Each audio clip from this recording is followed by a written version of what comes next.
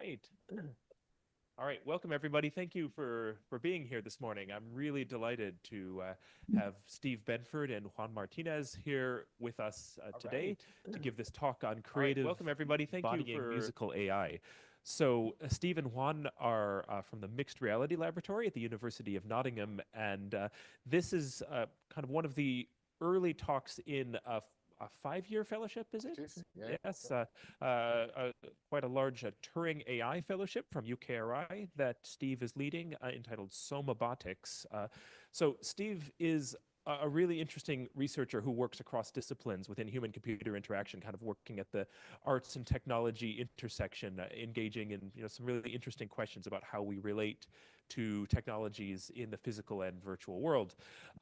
And Juan is working in the musical instrument space within this HCI domain, also engaging with ideas of soma design, for example, dealing with lived experience in the design of technologies. So I think I'll pass it over to the two of them to tell you a bit more about what they're working on. Thank you. I think we're going to go lapels. And yeah, thanks, Andrew. Thanks for coming along to the talk. Yeah, this talk's going to be a Juan sandwich. That's the plan. So I'll say some fairly general stuff about Somabotics and how we imagine this 5-year program, what it's about. We don't know yet. Ask us at the end of 5 years. That would be a better time to give the talk. Show a couple of examples of previous work just quickly. Then Juan, you're going to talk about soma design, augmenting instruments, your experience of that. And then I'll come back and tie it together, hopefully, with talking about an AI music project that we might do as part of the fellowship and that we're here to talk to Andrew and Thrish and potentially others in the room about as well. Because Imperial are also a partner on the fellowship, which is really exciting. And there's some resource that gives us an opportunity to do some work together. So yeah, first layer of bread in the sandwich, I guess, is me. What on earth is Somabotics? I don't know yet. 5 years to go. So here's a bit of a slogan. There's lots of words in artist-led research to create more meaningful embodied experiences of AI. What does that mean?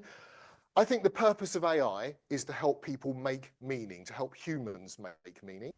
And my few decades of research in HCI tells me that one way that people make meaning is by interpreting experiences that they have. We have experiences and those provoke us into meaning making. And that's third wave HCI is very much focused on that idea.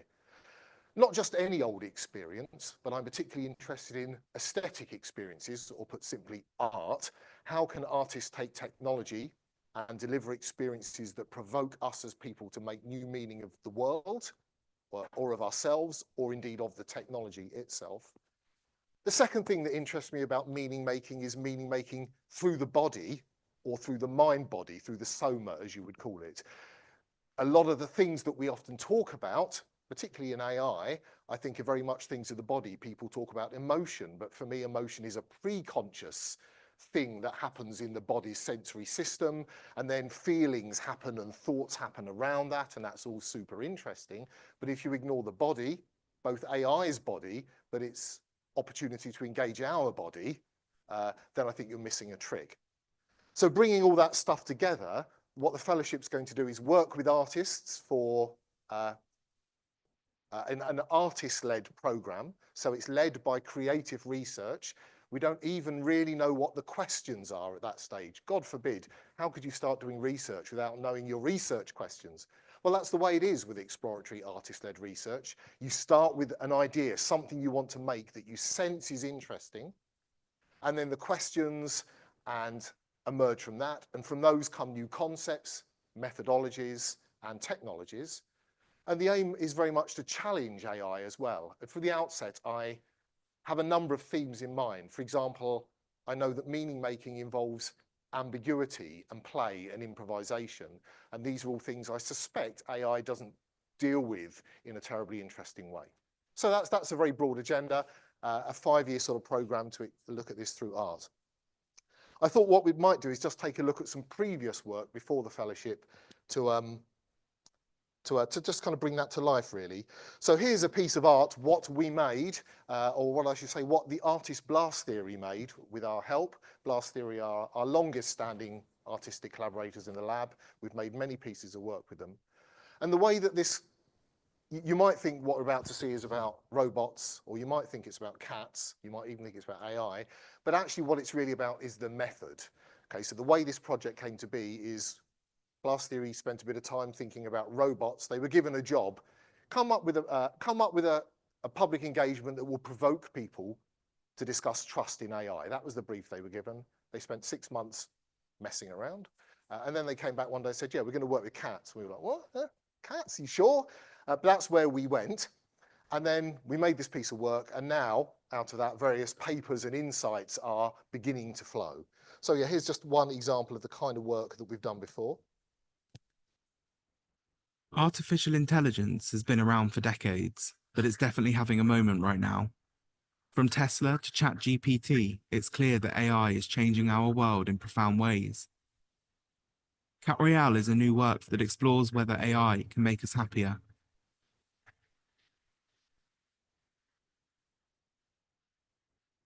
The artists have made a utopia for cats, an ideal world where every possible comfort and luxury is provided for them. This is Pumpkin, Clover, and Ghostbuster. For the next 12 days, they will spend 6 hours a day here relaxing, eating, and exploring. A team of experts in cat behaviour are keeping an eye on them to ensure they are safe and sound. In the centre of the room is a robot arm, connected to a computer vision system and an AI that offers games to each cat.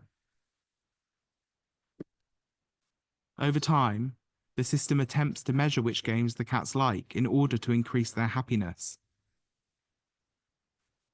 Right outside the walls of their utopia is our control centre.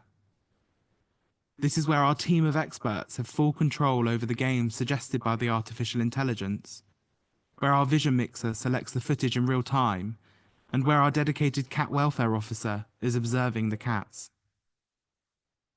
This is Cat Royale.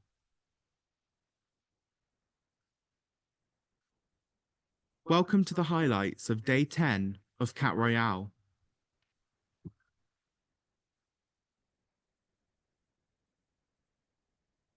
There's only one place to start on Day 10.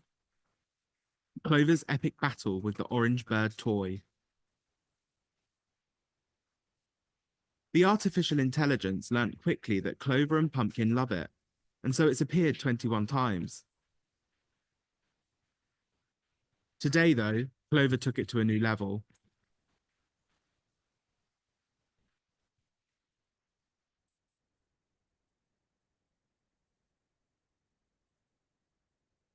At this point, the robot arm operator is looking for a safe moment to release the toy before it snaps.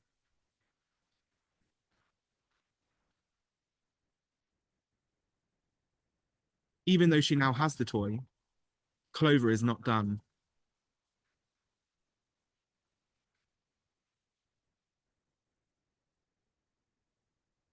What's going through Clover's mind here? Is she just seeing an orange bird? Or does she realize it's a toy bird?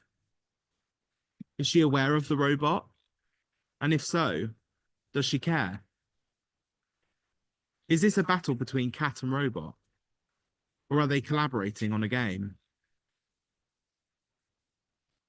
For the artist's perspective, here's Matt. As the cats spent their last afternoon in the room, the whole team slowly gathered around the two-way mirrors to watch. I felt suddenly sad seeing Clover play with the robot for the last time. We've tried to measure her happiness, but maybe what Clover wants is not what she needs. Hopefully we've given her and Ghostbuster and Pumpkin a life-enriching experience, but we'll never know that.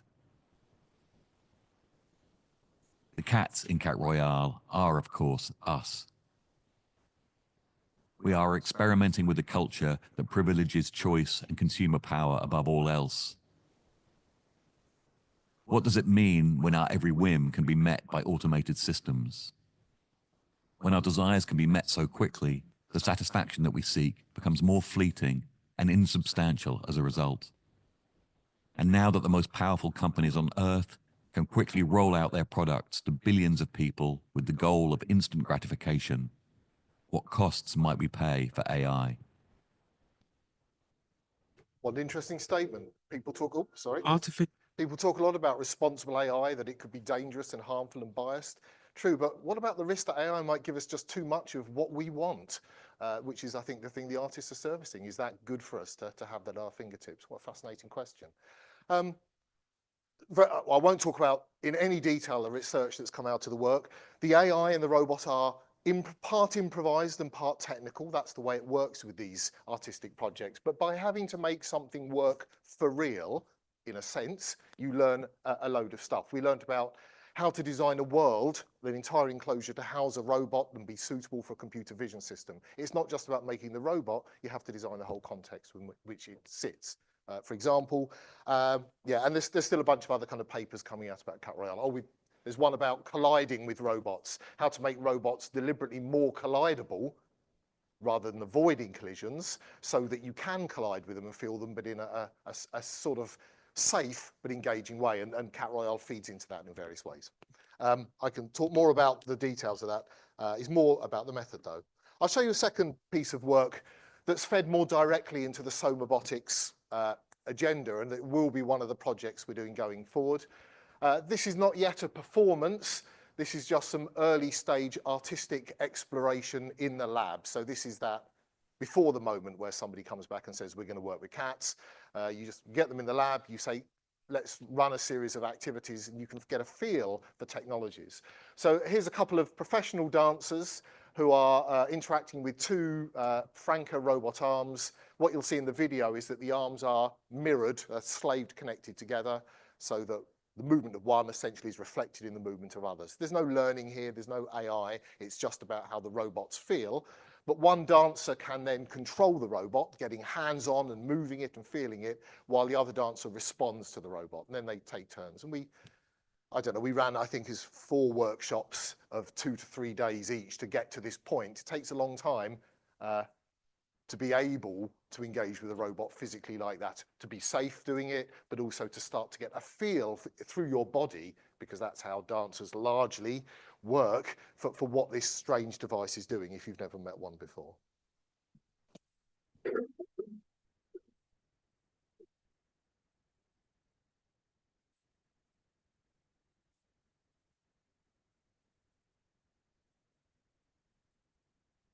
So in this case, Welly's got her eyes closed. In this exercise, she's just trying to feel the movement of the robot.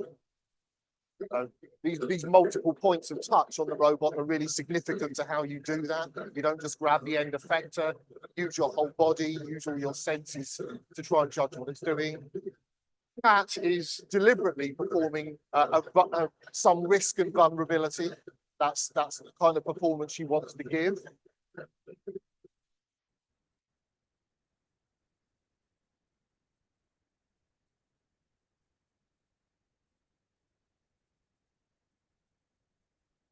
One of the papers we've just had accepted for HRI this year is about the idea of somatic safety.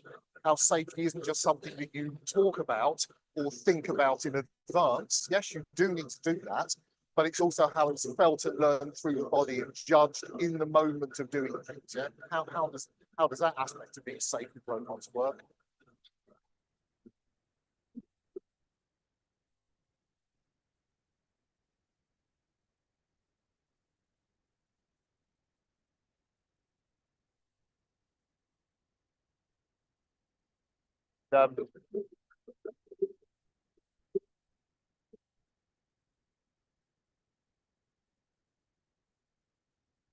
Soon, I think. Okay, so I think that very often the robot freezes. In this particular mode of operation, it has a kind of a mode to protect itself, where if you push it too hard, twist its joints too far, it will lock up, so you can't do it any damage.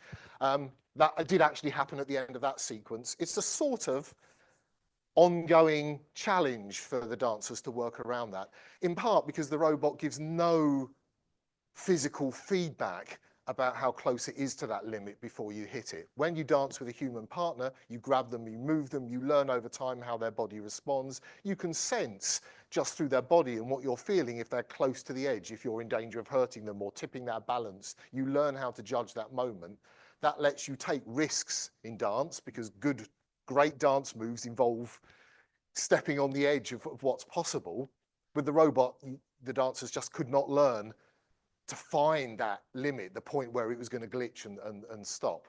And so there's a question about this embodied interaction with AI, with the robot. How would you make that possible? What would it mean to like have that kind of dialogue in a sort of meaningful way?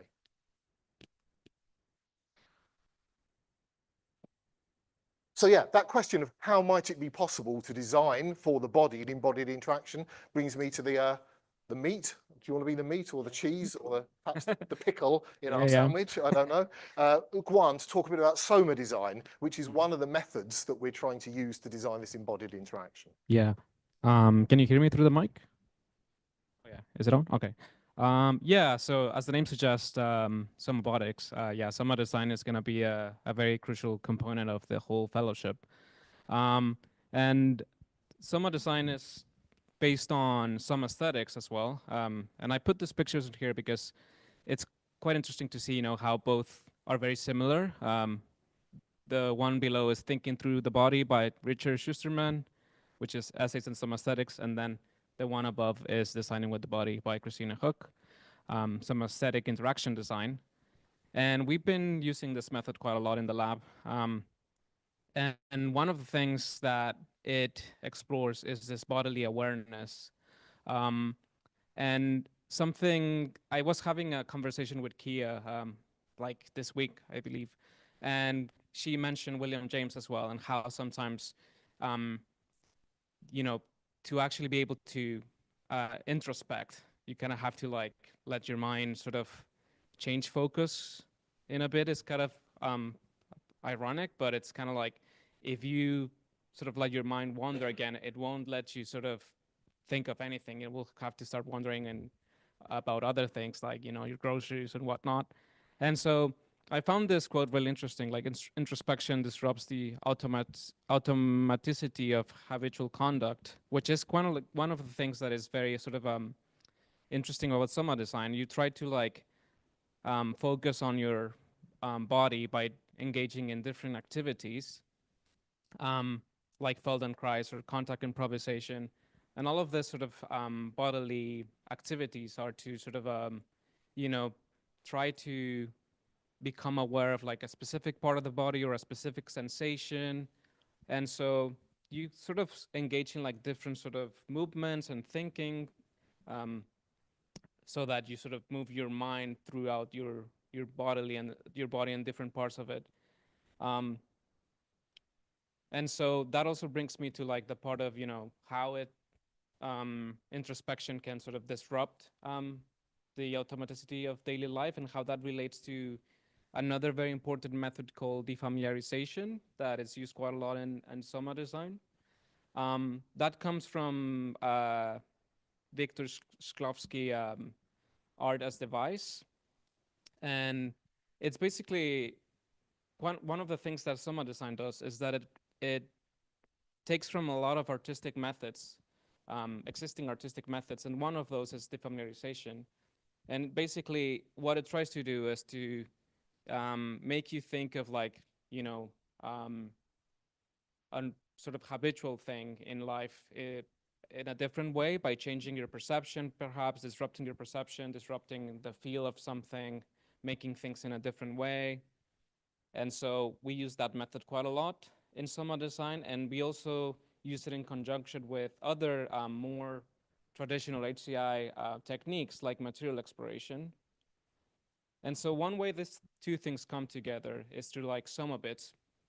Somabits, it's a lo-fi prototyping toolkit that combines soft shapes like the ones above, and also a series of actuators that are very simplified in a way that you basically just have a range of like vibration or heat or inflation, and then you combine those with the shapes, and that way you prototype experiences that are more sort of felt or embodied, and so on.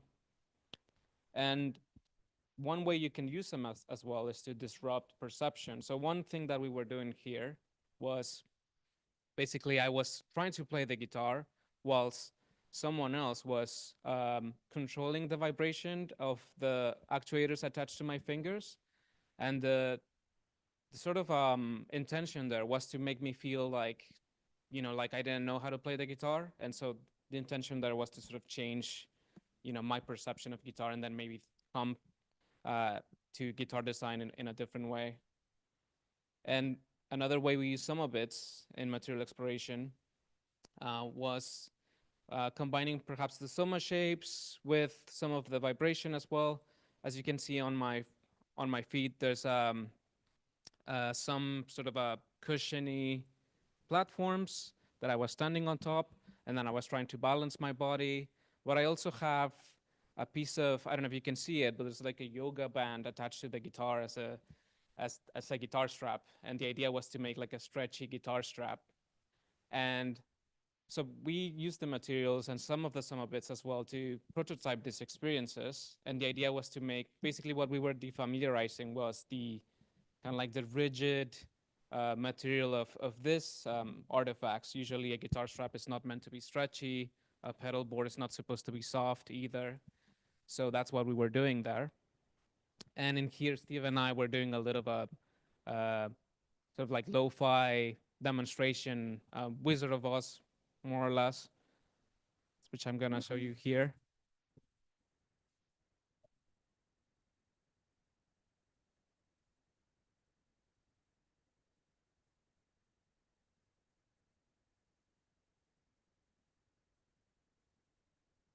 And so I was trying to sort of mimic what that would sound like, and Steve was controlling those sounds whilst I was moving with the different sort of things that we prototyped using materials.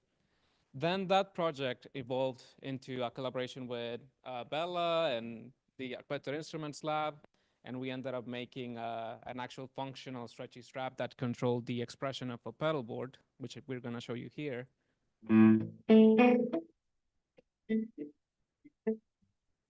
This is the stretchy strap, a stretchy expression controller for the guitar. It attaches to your strap and your guitar.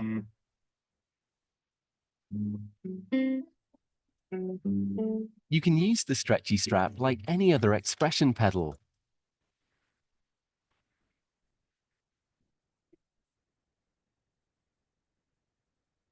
It can be used with any guitar and strap. Naturally move your guitar and body to control the stretchy strap. Its electronic textiles technology uses the stretching to control the sound.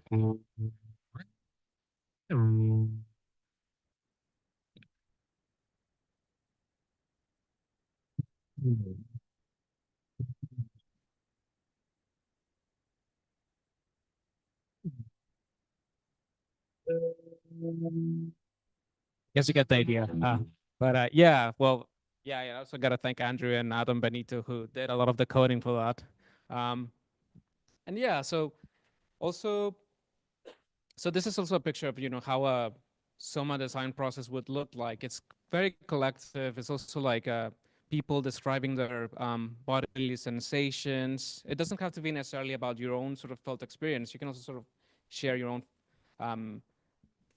bodily experiences with others. I think in this conversation, something about breathing was being discussed, but also, all of the materials are laid down in on the table. There's the guitar as well, the Soma bits, all of the soft shapes as well. And, oh, what is this? I don't know what this is. Maybe it didn't load correctly, but anyways, it was, I suppose, a series of pictures of the process. In here as well, Nicholas was prototyping, an inflatable in his abdomen, and then trying to feel that with the guitar, how it would push the guitar towards his body and push it away as well. Steve as well was doing something similar here, but in other parts of the body, like in the sort of the forearm. And we came up with this breathing guitar concept through those explorations. And so I think now, going back to Steve, this is one of the ideas that we've sort of, it's like a seed idea that came from that project, but the seed idea was based on sort of what if this guitar were autonomous? What if it, if sort of responded to your breathing as well, but it also, you know, breathed back. So yeah, and then we're gonna be exploring some of that autonomy and AI and instruments, and this is where Steve comes back, part of the bread again. Okay, thank you. Yeah, back to the final slice of bread. So yes, so some big picture stuff: art, creative exploration, the body, and yeah, Juan, thank you for illustrating one of the design approaches you might use, Soma design, which is definitely, you know, extremely interesting as a way of coming at bodily experience. So I suppose one of the questions is, where might the AI sit? One of our projects in the fellowship is an augmented instruments project, or at least yeah, no, it is an augmented instruments project, but it's a how would you improvise and perform with AI project. I guess that's really what it's about. And augmenting instruments might be one way of coming at that. Maybe there are others. So let me jump on, try and explain what I mean. So yeah, I'll also introduce a bit of a kind of an AI thread that will eventually connect with the kind of stuff Juan was talking about, and hopefully with some of your interests here. So I don't know, a number of you may know Bob Sturm, who was at Queen Mary for a while and is now at KTH in Sweden. So Bob's work is really interesting to me because personally, I play some guitar and tenor banjo, and I play traditional music, kind of Celtic music, so that's my interest. And although I wouldn't describe myself as an artist, it's also good to have your own thread of creative practice. I think it sort of keeps you honest when you're working with artists. So, you know, I wouldn't big it up too much, but for me, always having my own way of experiencing that somehow helps with the research perspectives. So anyway, I saw Bob, yeah, to tell the story, the background. You might think traditional music is kind of not very likely to be friendly to digital technologies. After all, it's traditional. Surely that's like not, you know, people are going to reject them. But kind of the opposite. For well over 2 decades, the traditional music community has been online.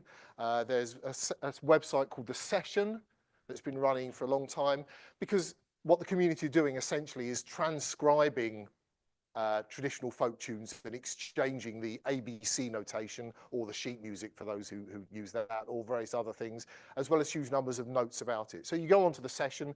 I think you can look up pretty much any tune and you're likely to find it. You'll find different variations, huge numbers of notes about it. And that's an incredibly valuable resource for the community, which is, you know, why there are thousands of tunes on there.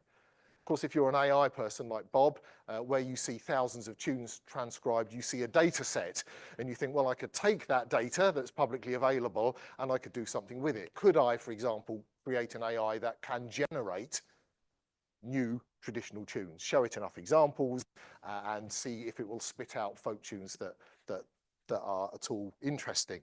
So Bob's created Folk RNN a number of years ago. I'm guessing 8 or so years ago. It's been around for a while.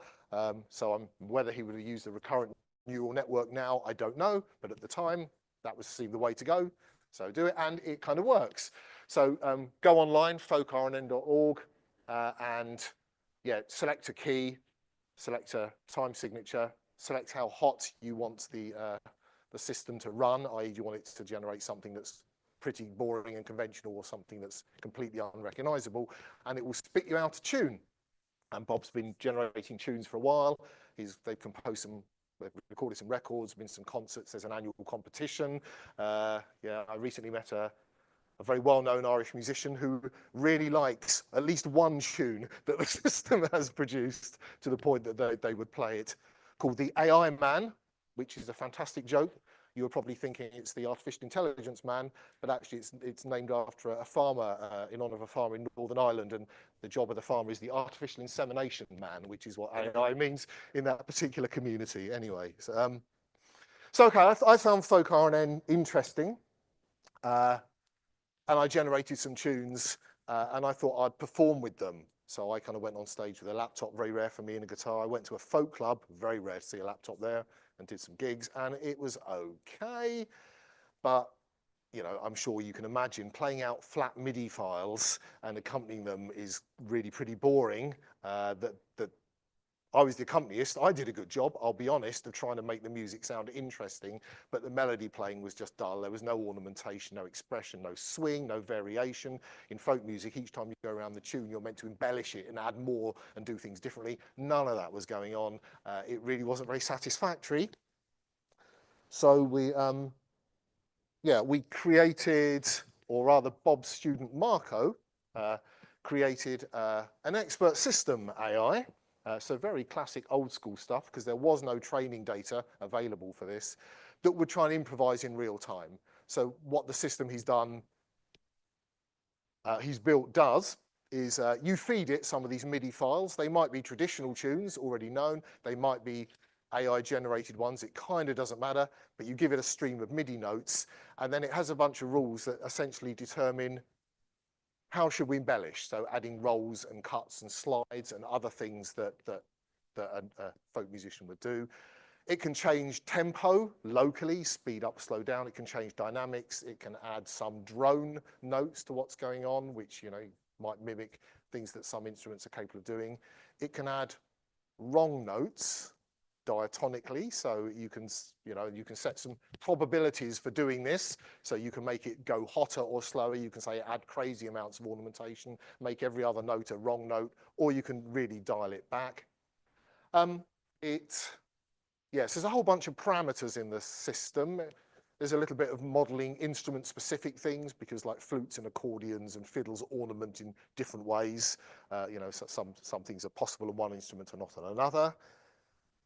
And then in real time, so one more thing you can set. For each of those parameters, you can say who's in charge of deciding what to do. So if you allow Lyric, that's the name of this AI performer, to be in charge, it will take its own decisions according to some kind of contour behind the scenes about when and how much to do. Or if you take charge with the autonomy parameter, you just drive the system in live in real time and it will respond to you. So I can say, I can set it up to say, okay, Lyric, you decide what to do with the timing and I'll drive the ornamentation, or let's just 50-50. And then in real time, it's all really super simple. It has one meta control parameter called intensity, which somehow drives its behavior behind the scenes. And intensity is just a signal between 1 and 100. Can be whatever you like. So you might hook a microphone up to it or a pickup and just control it through the dynamics of your playing. Hit it harder, it does something more, and then you respond to that. Or you might connect it to a stretchy strap, for example, which we tried, or some other kind of thing. So here's an example. We went out in end of October to the World Academy of Irish Music and Dance in Limerick, and we're fortunate enough to work with some fantastic musicians, about 10 of them, some sort of professionals, some teachers, and some really gifted students, and they put the system through its paces. And we asked them lots of questions about what they thought about it in general. Really interesting stuff. Yeah, this is just a little clip of, funny enough, we worked one-to-one, but at the end there was just a very kind of short jam, and it was that short jam I found really interesting. So just listen to a bit of that.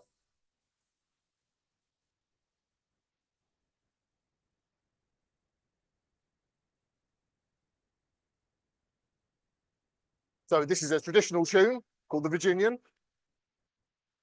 There's one AI instrument. Wait, just a bit, thanks. There's one AI instrument here and 3 humans. You can turn it up again, thank you.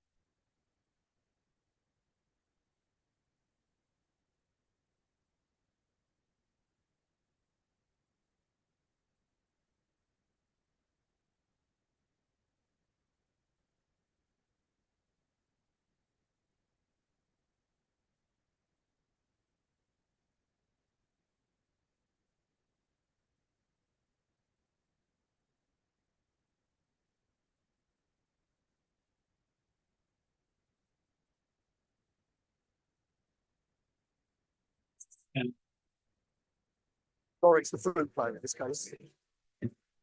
Everyone's just shut up for a minute.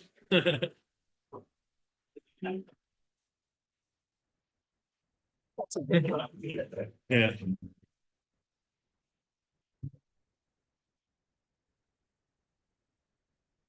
Yeah, those E's, that's bang on.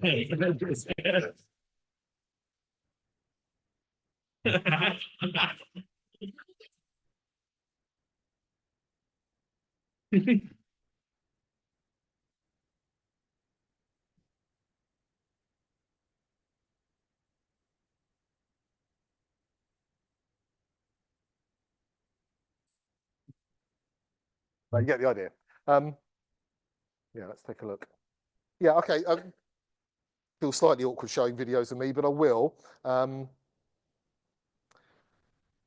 So you know, a lot of the kind of discussion in that workshop, it bifurcated into two camps. I think, you know, the teachers and the pros in particular were kind of very much about, well, it can't play a polka with the right polka feel. It can't play a swing on reels. It can't do these things. It can't do these things.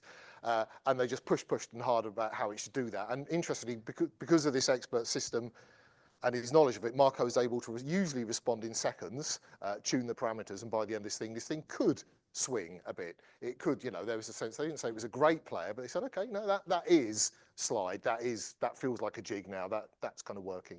But of course, other folks, were more interested in what happens when you turn the dials up to 11. That's always what you do when you get a new pedal. You just put everything up to 11 and you see what comes out. And what happens when a flute is playing crazy chordal drones that it absolutely shouldn't do, or what happens when you take fiddle ornamentation and apply it to a different instrument and make it just happen all the time. So that's also something I found interesting about the system. I really got into tempo variation for some reason. As an accompanist, really kind of suited me in a bit of dynamics. So nobody else liked tempo variation in the room. I kept persuading them that this was the most musical thing you could do, and they wouldn't have it at all. Sorry about this, the video, but turn the...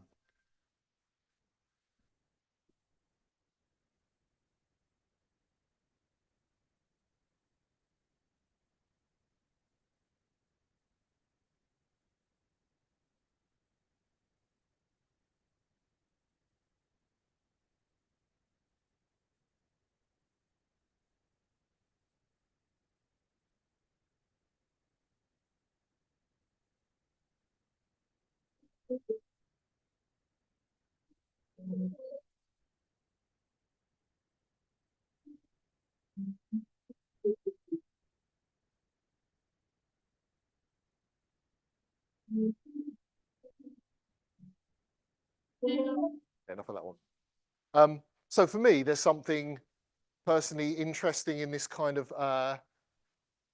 non-human musicality that kind of really interests me, whatever musicality means. For me, when I'm playing that musicality, it's just something in the feel and the slipperiness of the tune and my relation to it that I really like. That feels kind of musical. Maybe other humans do that, but I've not encountered any in my playing or any sessions who feel that. So for me, the system sort of plugs into something that actually does feel kind of quite interesting and good. I'm hoping that some of the other musicians will kind of find their way. So look, we're pretty much at the end. How do I draw that together? Well, the reason we're here today certainly is to talk in part about where this particular thread might go. We have some kind of evolving AI. Marco and Bob are still working on the system. I'm sure there will be a non-expert machine learning version that tries to do something else soonish.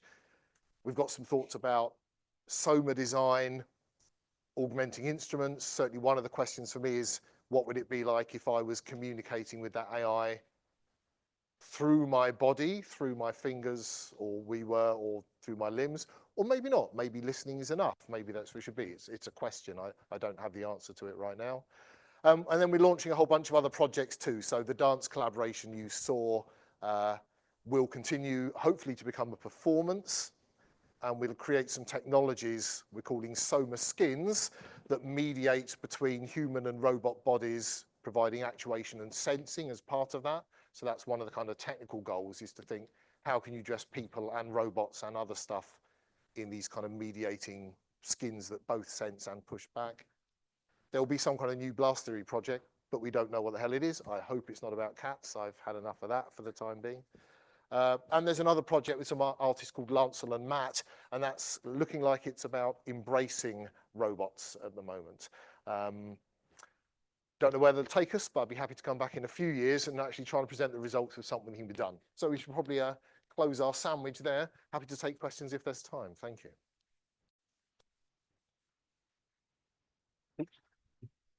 Or should we be near the camera? Maybe, I don't know. Yeah, I'm sorry, folks. I kept wandering off the camera, but that's it.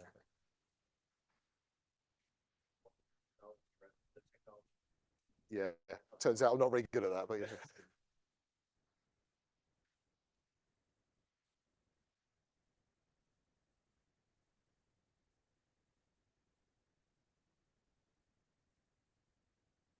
Any questions?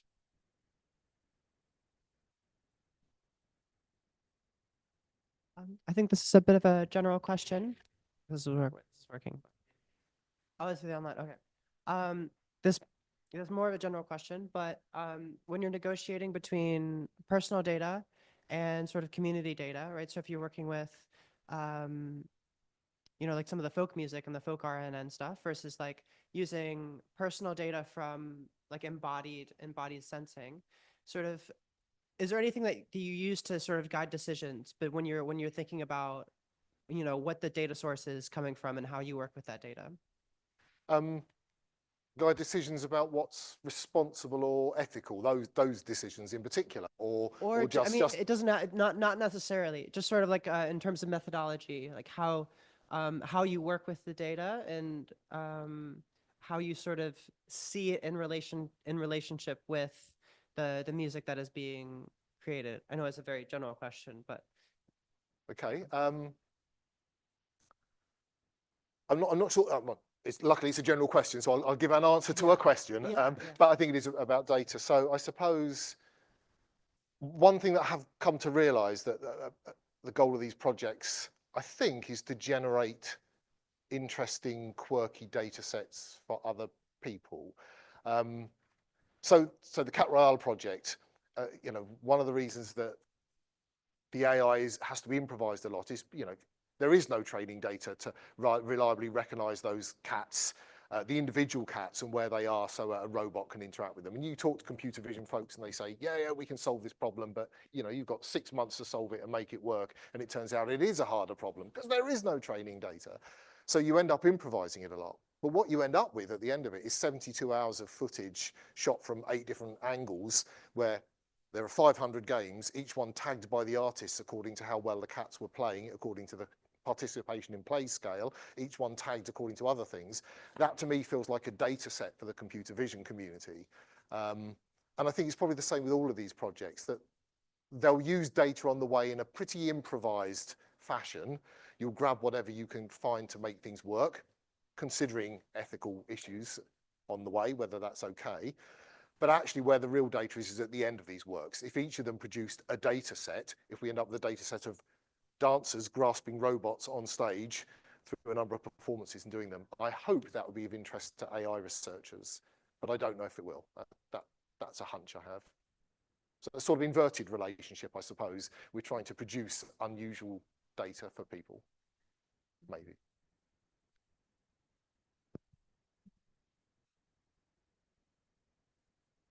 With the cat experiment, was it a thought to actually have some a tracker or a sensor on the cats, for example, to measure their heartbeat, to measure between the evolution between a long time with the different games, and to have actually a specific measurement on the different cats in the different games for the experiment? Was it a thought? Or? Was it thought of? Yeah. So it was discussed during the design process, I remember.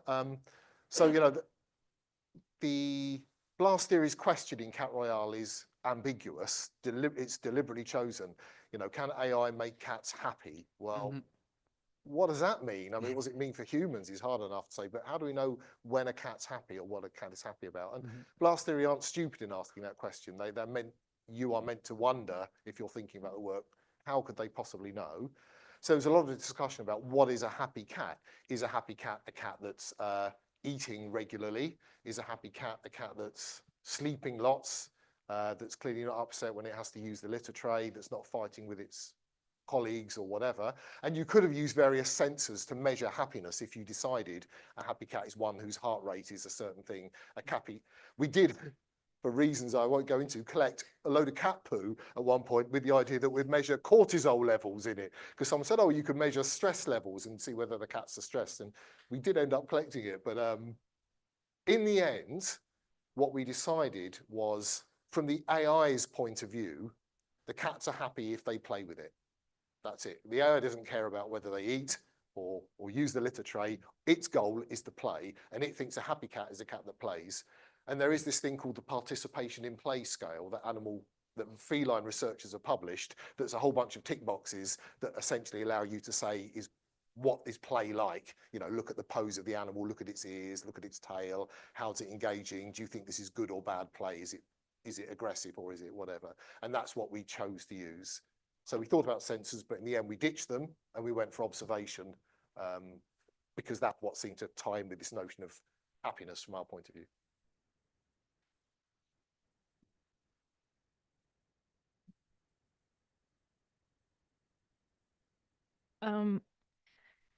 I was speaking of, I think you said something, Andrea, about like not letting the technology dictate something, but I just picked it up very much at the end, and this got me thinking. How do you, if you are building, maybe you can hear me well, if you are building systems that obviously interact with humans, so those have to be sometimes very highly performant systems. So for example, if you build a system that makes music with you or that you make music through, it has to be very performant because musicians are people who have like very like low latency requirements or whatever. So I was wondering, in such projects that are in which the importance is the artistic-led motivation or like methodology, how do you balance between, first of all, not letting, there's a few things. First of all, not letting like the hype around a certain technology, yeah, kind of like bias how you feel about it or how you interact with it. Also, how do you, if there's a, so I had written a note about this. So yeah, how do you balance between building very complex performance systems and experiencing them? Because as you said, if we have 6 months for a project, but we need this very highly performant system, how do you balance? Do you do 3 months of one and 3 months of the other? So how do you balance between these two? Because I think that something that I found is that with artistic-led methodology but at the same time, like building very complex technologies, in the end, it's just very hard to balance both because it feels like you need to tick boxes in like 2 different like fields or something like that. So how do you balance between these two? I'm conscious I'm giving all the answers. Juan, do jump in if you want. Yeah. So I think the way we do it, in our experience, it's about knowing who's in control at what stage of this process, and giving yourself up as a researcher and a technologist to that. So what I mean by that is, there's the early messing about where you're kind of hearing what the artists think they might want to do, and you're suggesting some technologies they might use. And there's a lot of hype. Yeah, we can make a computer vision system that can do this. We could put sensors on the cats and work out if they're happy. And all those conversations happen, and everyone's got an idea about what could be good, and everyone's pushing their own view if we can do this. And that goes on for a bit. And then if the artists are good, they come back at some point and say, thanks for all of that. Now here's what we're doing. We're doing cats with a robot arm. And this is how it's going to work. And everyone in the room has to go, well, fine, that's their decision. We're going with it. Then you get into production mode, and production mode is like still the researchers in the team are thinking, well, I can make this work eventually. And then you get to like 3 weeks before, and someone's been working on a vision system for 3 months, and the artists say, we're not using it. And that person comes to me and says, I've been working on it for 3 months, and they're not using it. And so, well, it doesn't work, does it? To their standards, so of course we're not using it. So there's a number of really hard conversations where, to make the artwork, you throw out stuff that doesn't work, you narrow down, you make it work. But then around that, you have to improvise a whole lot of other stuff in order to make it work. So all the stuff that's people in the control room, behind the scenes. And it's from that eventually you learn, if you like, what the technology could or should do. So it's this real process of tipping over to artistic control, and then bringing the research questions out of where it ended up going. Is that an answer to the? Yeah.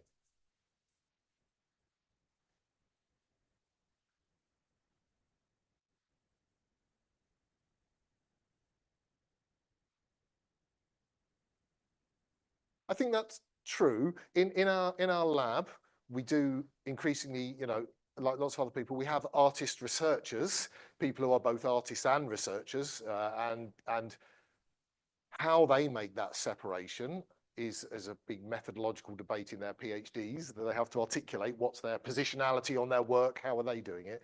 So I recognize there are other modes, but yeah, in our big projects, I think by and large, our model is, if you want to work with really good artists who have got commissions and gigs and tours, then sooner or later in that process, they take charge of what this work is, and you are on the roller coaster and you go along for the ride, but you trust in that.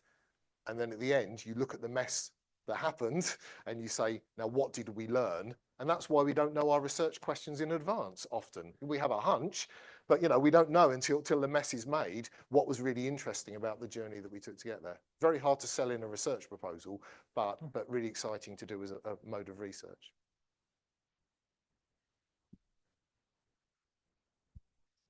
Yeah, so this is online from Franco on Zoom. Regarding the dancers projects, in dancing it is common to establish a continuous connection with your partner. Was the robot arm trying to establish any feedback with the dancer, for instance, to signal when it was about to hit its physical limits?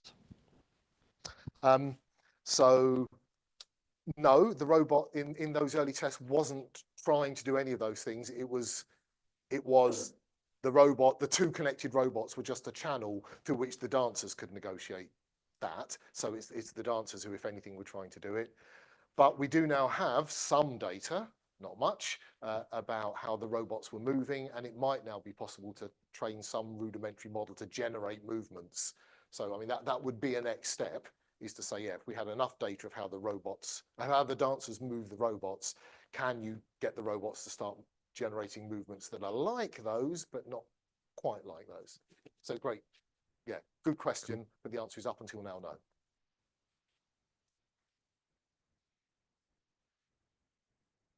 Hi.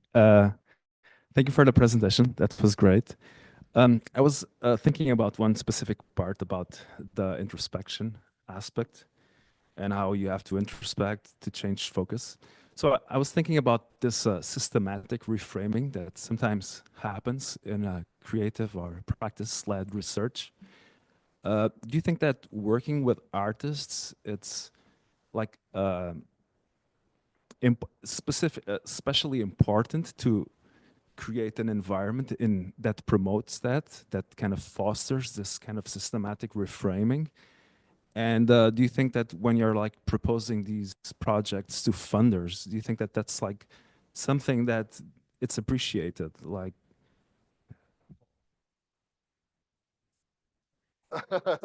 You take the first thing. Yeah, certainly. I think yeah, I think changing perspective, I think that's the key sometimes. Sometimes you come into a design project with a very set sort of idea of how you design things, but then, like Steve says, sometimes you just have this very long conversations with the artist, and then the focus changes, and especially I think you open up to like different sort of modes of thinking about your own research, not just design. I think, for instance, when I was in the first leg of this dancers and robots project, I keep remembering that I really wanted to design something, right? And I think that was like 6 months or something, and we never designed anything during those 6 months. And so for me, it was kind of like, I wanted to make something, right? But then, you know, after that, I presented part of that at MoCo as well, the Movement Computing Conference. And then I realized that, yeah, that was actually a very important sort of part of the project, the whole sort of talking about vulnerability, you know, exposing yourself to the robot, shared control amongst, you know, the dancers, and how they sort of felt the robot themselves, how they would approach it as well, because it didn't feel like they wanted to control it. At the very early stages, people were controlling it with like game controllers and things like that. But then the dancers started having a different approach where they were kind of like embracing and dancing with the robot, and the other dancer would respond. So we had two robots, right? One was being controlled by the other dancer, and the other dancer was reacting to that. And then one experiment at some point was someone, you know, doing that blindfolded, the control. And so they didn't know what was happening on the other side. And all of those were like artistic explorations But then, once you reframe them into like, AI or trust questions, it becomes really interesting for the research as well. And I guess you can complement that with how. Oh yeah, So I think firstly, Bill, what you said, it's also really important that as you tip back into research mode, that then the artists are engaged in that process, and that, if you like, the vulnerability for them is then talking about the work, being willing to expose what was really going on, write papers about that. There is a kind of quid pro quo in this relationship about when you're reframing and reflecting. The funding thing, I mean, firstly, I'm not going to bleat about funding. Funders do fund this, and I think UKRI, EPSRC have been really good about engaging with artist-led kind of research methods, often through larger hubs, because I think in the kind of larger hub type funding, you don't, funny enough, you don't have to be as explicit about it doesn't feel like scientific method. You don't have to have your questions or hypotheses and your methods set out. The goals are slightly broader to have a big impact, to do something like that. And then you can have these projects within that. So I found that a more comfortable space. I mean, Cat Royale was an interesting example. Firstly, massive thanks to the Trustworthy Autonomous Systems Hub that funded it. Hats off to them for going with that. It's quite a risky thing to fund. Small aside, I don't know what you thought of the video when you saw it. I'd like to hear your opinions afterwards. But a lot of people, when they see the video, kind of go, "Oh, isn't that nice? Oh, the cat's great. I'm having a good time."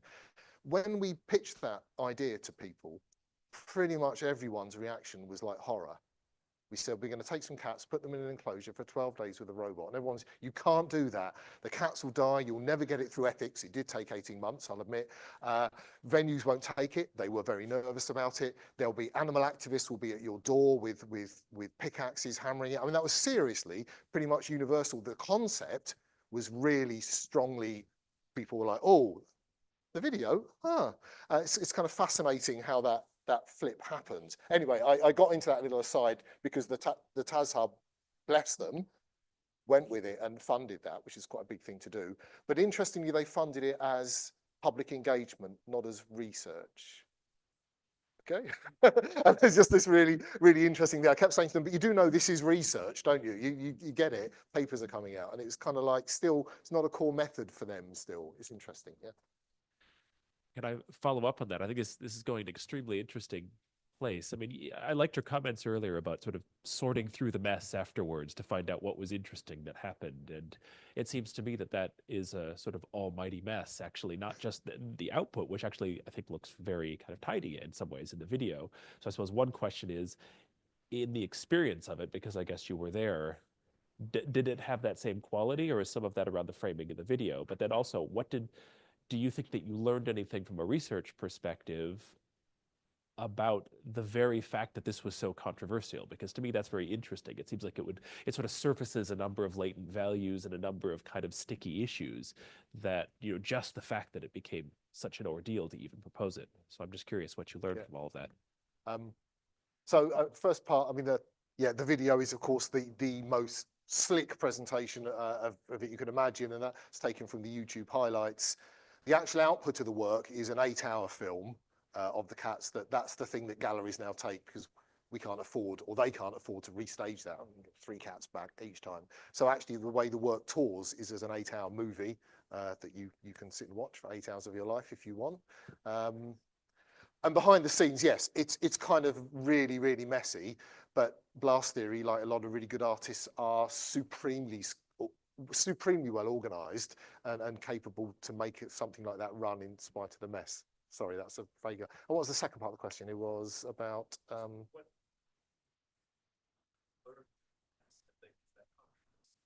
Oh yeah. Oh yeah. There's one about. What we're learning that question about the reaction people had before and the reaction people had after, that's still stuff we're mostly writing up. So that one of the papers to come out soon is about how a work like Cat Royale sits in a spot, is framed in a way that it does provoke that interpretation among people. I think it's a very carefully chosen design idea, Cat Royale. It's kind of both easy to get but it immediately raises reactions and questions in people. But it's also quite ambiguous. It's not exactly taking a position on, I know Matt does in his final words, he takes a position on technology, but really the work doesn't. It's kind of quite neutral about technology. It's kind of, so I think that's part of it. And then the one paper we have written up is a fun read. We did write up the 18 months ethics review process as a paper. And it wasn't bad. Nottingham were really, really helpful. I mean, there's a huge amount of legislation around animal research. You can't just get cats and put them in a box and do things. You know, it's not, that would not be right. But it went through 3 ethics committees. The vet school went through the AWERB, which is video to the medical school, computer science, and it took 18 months. And so we wrote a paper about it. So if you want to read, and a part of that's about the framing of the work, both as art, that of course the work is ambiguous, and people on ethics review committees don't want that ambiguity. They want answers. Yeah. So how do we explain this? And also ambiguity about art versus science. So a lot of the folks on the committees were saying, well, okay, even if you can make the cat safe, what are the benefits of this? And we're saying, well, artistic research, we'll tell you what the benefits are when we've done it. And they're kind of, well, no, what are your research questions? Have any research questions? So we got into that kind of whole epistemological thing that was quite interesting.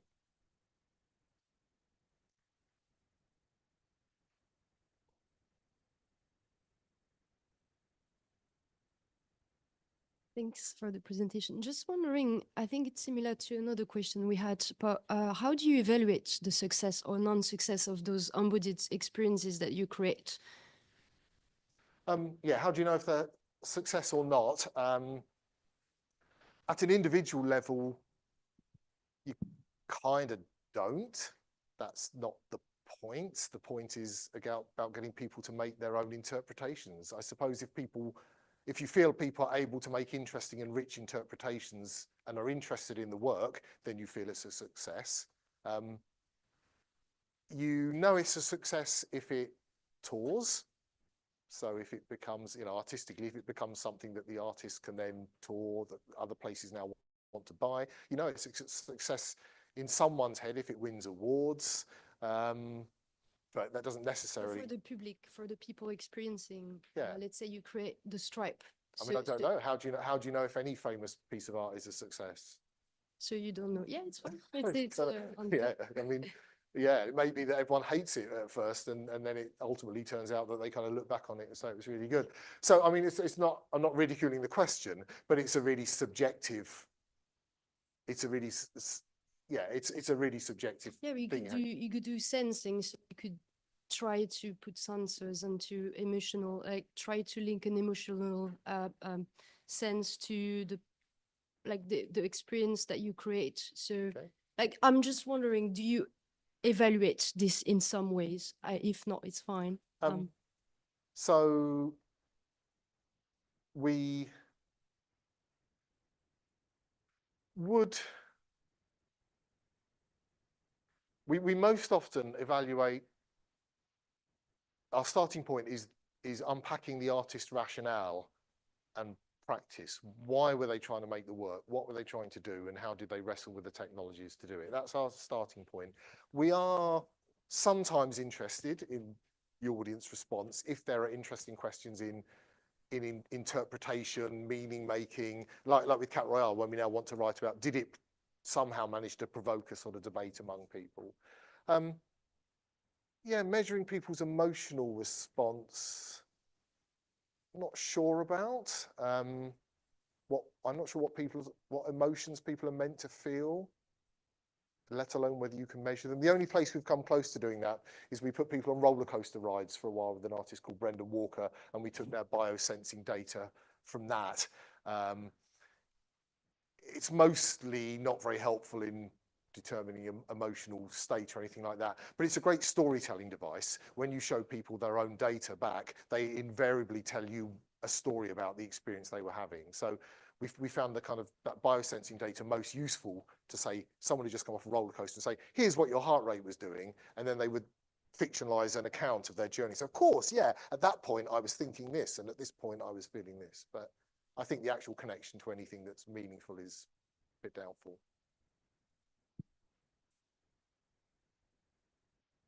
Yeah, I want to. Okay. Mine is more a sort of curiosity, and I would like your opinion about it. So, by looking at the video of, I think that it was you playing on a sort of pedestal, it reminded me about those kind of rehabilitation that people do when they have some sort of balance impairment, like vertigos and this kind of application. And even in those kind of application, there are some music rehabilitation that are based on proprioceptive feedbacks and proprioceptive sensory integration.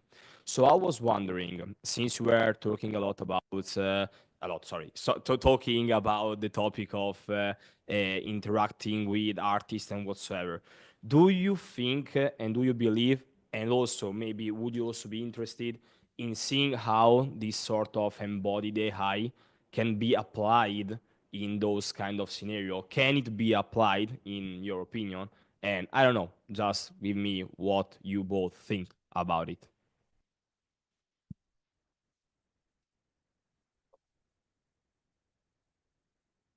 Thanks. Yeah, it's interesting that you mentioned the balance example because the theme of that workshop was balance precisely.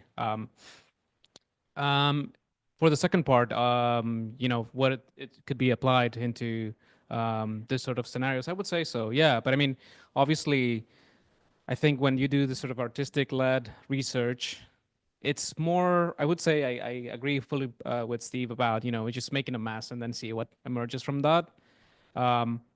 But yeah, obviously in this sort of context, you know, where it's actually patience and that kind of thing, it's kind of tricky to get into that space sometimes because there's obviously, you know, ethics considerations and limitations in terms of whether you frame your work as a clinical thing rather than sometimes, you know, what people do to work around that is to say, well, this is not a medical device. This is more of a, you know, like an attachment or a, you know, supportive kind of thing for an actual clinical setting, but it's not a clinical device, something like that.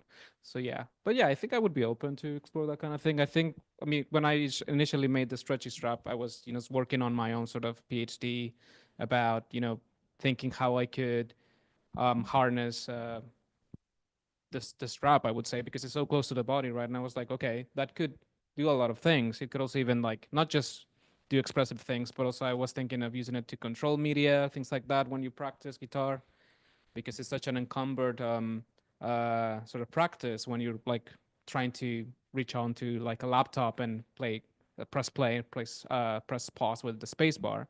It becomes a bit annoying, right? So that was kind of like the intention behind it.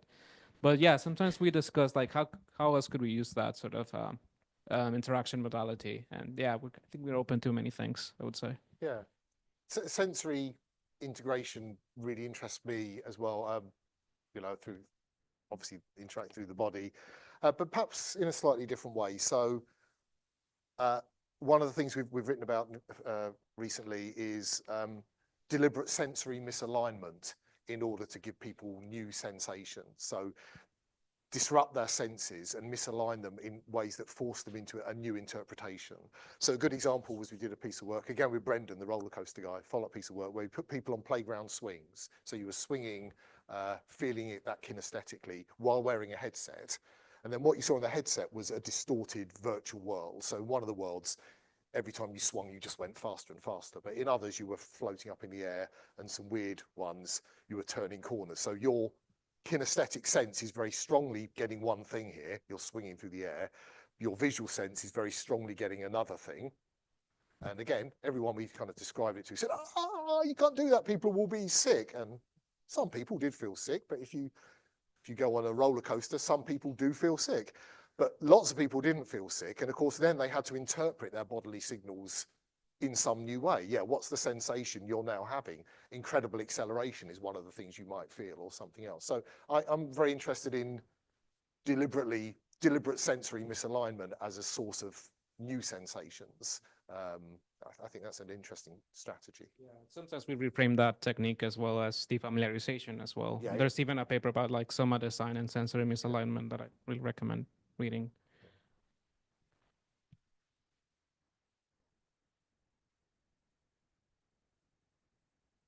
Going back to your aim at in that initial slide, like how do you differentiate between meaningfulness and novelty? And like how do we ensure that we not just like spend more time on the computer, but we have a better time on the computer?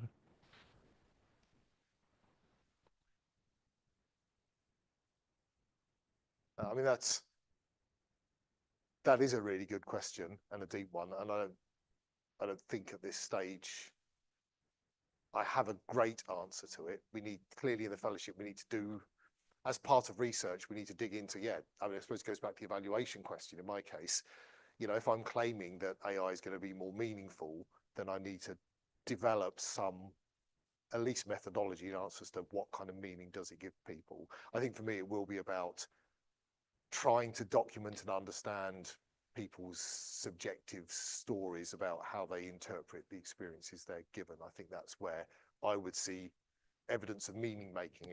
If we can collect lots of accounts that show that people are making interesting interpretations, then I think we're onto something. If on the other hand they're not, if the experiences we make feel to us trite, just novel, just something immediate, but with no evidence of any reflection beyond that, then perhaps we're failing to deliver meaning making. I don't have a good answer yet. Thank you very much for a great Pleasure. Thank you. discussion. Thank you.